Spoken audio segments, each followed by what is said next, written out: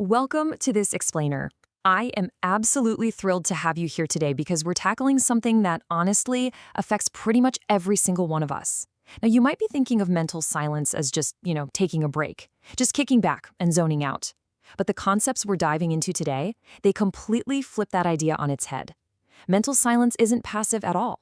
It's actually this incredibly active, potent tool for generating real personal power, efficiency, and even physical capacity.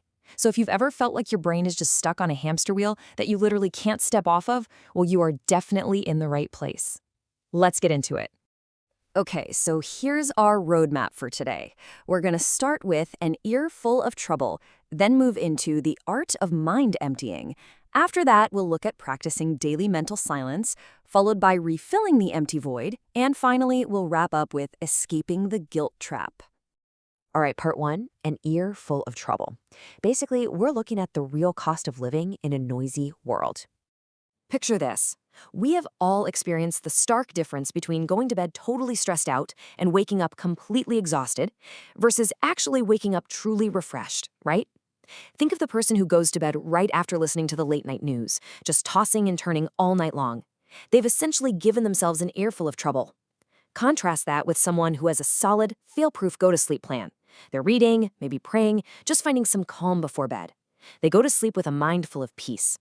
The physical toll of that first approach versus the restorative power of the second it's profound. So, which reality do you actually want to wake up to?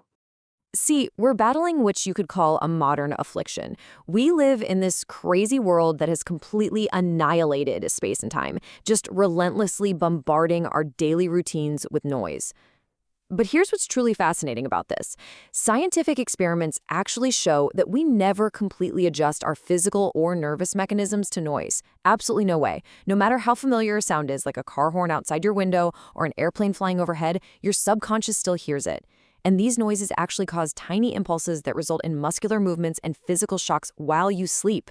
It's draining your energy before your day even begins. That's why it demands a really conscious shift in how we handle our mental power. Moving right along to section two, the art of mind emptying, achieving mental catharsis. Look, you wouldn't expect to find complete silence in a room that's packed to the ceiling with noisy, clattering junk, right? Well, the exact same goes for your mind. We have to start with mental catharsis. We literally need to actively purge all those fears, hates, insecurities, and regrets, and do it at least twice a day to create the capacity for real mental power.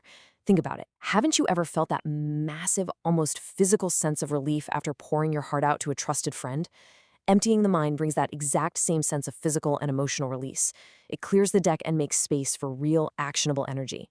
So how do we do this? Well, imagine you're standing on the back of a huge ocean liner, like the SS Lurline, right at sunset. Try this visualization. Imaginatively take your anxious thoughts and actually picture yourself dropping them overboard into the ocean. There was this one highly successful business leader who tried this exact exercise, and he was absolutely blown away by the immediate relief he felt. He decided to do it every single day, just visualizing his worries disappearing into the great ocean of time in the wake of the ship. I know it sounds a little goofy, maybe even childlike, but man, it works. It signals to your brain that you are officially letting go of what's draining you. All right, part three, practicing daily mental silence, throwing the mind into neutral. Now that we've done the purge, we shift into the active therapy phase. And the magic number here is 15. You need a bare minimum of 15 minutes of absolute quiet every single 24 hours, no exceptions. Here's exactly how you build this daily habit. First off, find a quiet spot. Second, sit or lie down for that full 15 minutes. And during this time, you don't read, you don't write, you don't talk, nothing. Third, you throw your mind completely into neutral. And fourth, use this amazing visual technique. Conceive of your mind as the surface of a very quiet body of water. Try to make it so perfectly still that there isn't a single ripple. Now, actually, it's going to be pretty difficult at first because your thoughts are going to want to stir things up. But with practice, your efficiency at finding this neutral state is going to absolutely skyrocket, which directly boosts your focus. Thomas Carlyle really hit the nail on the head when he said, "Silence is the element in which great things fashion themselves." This is absolutely crucial to understand. Silence isn't just an absence of noise. It's a tangible, active healing therapy.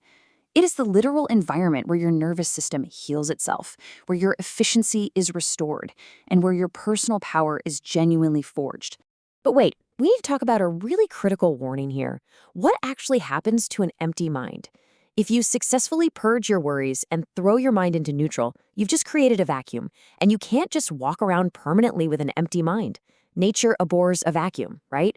If left completely unchecked, all those old unhappy thoughts you just dropped overboard are going to come sneaking right back in because, well, they feel at home there. Which brings us perfectly to Section 4, refilling the empty void, or as I like to call it, hanging the occupied sign. To keep those negative thoughts locked out, we need a specific, actionable toolkit for populating this void with creative, healthy thoughts. We're going to use suggestive articulation, reciting poetry or scripture passages, and taking deliberate memory excursions. Let's break down exactly how you use these. First up is suggestive articulation. Words carry a massive amount of physiological weight. Take the story of this nervous salesman who kept downing bottles of this gross, brackish-looking nerve medicine just to cope with his own internal agitation. If you are constantly repeating panicky, tension-filled words, it actively puts your mind into a state of nervousness. You might literally feel a sinking sensation in the pit of your stomach. Contrast that with words of peace.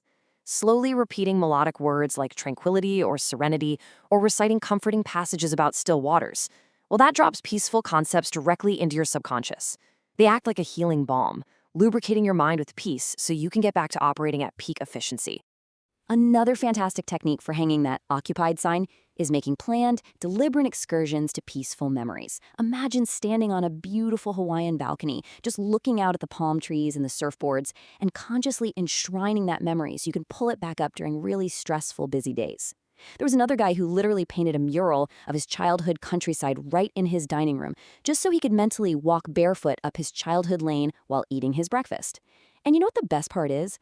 A memory visit is usually a massive improvement over reality anyway, because your mind kindly filters out all the unpleasantness and only reproduces the beauty. It gives you a super fast acting recharge. Finally, we reach Section 5, escaping the guilt trap. This is all about the self-punishment mechanism. So we've talked a lot about external noise, but what if the noise is entirely internal? That creates this really tragic cycle. A person harbors a deep sense of guilt over past actions, and even if they've already sought forgiveness from others, they just won't forgive themselves. Because they feel deep down they deserve punishment, they live in this constant anticipation of something dire happening to them. To cope with that anxiety, they engage in hectic overwork, hoping that grinding themselves into the dust will somehow compensate for their guilt. Ultimately, this very often leads right to a nervous breakdown. Think of a highly strung executive at a luxury resort hotel who literally cannot relax for even a single second because he is unconsciously punishing himself for childhood insecurities and past mistakes. It's heartbreaking, really. But medical experts point out something huge here. Many of us wouldn't break down from overwork at all if we just released our guilt first. Forgiving yourself is the final piece of the puzzle. When you yield that guilt, your internal engine finally stops fighting against itself. You dissolve that desperate need for tension, and that unlocks massive, lasting personal power and health.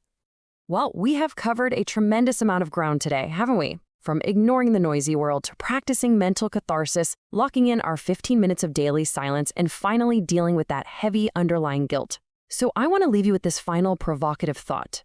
What are you filling your mind with tonight right before you go to bed? Are you taking in an earful of trouble, or are you ready to hang that occupied sign on your mind and start harnessing the incredible power of mental silence? Think about it. The choice is absolutely yours.